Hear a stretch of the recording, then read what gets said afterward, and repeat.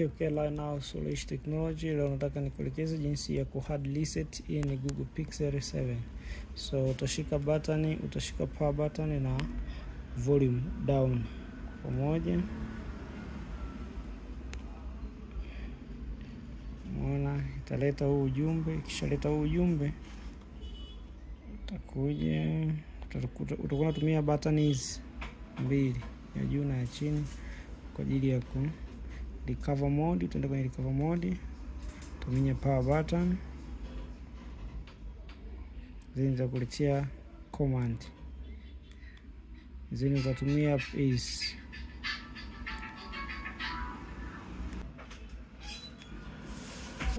hapo.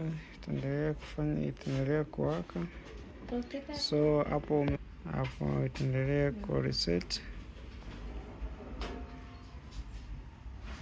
So hapo utakuwa umeweza ku factory reset. Hii ni Google Pixel 7 kama kawaida. Umeona hapo umemaliza.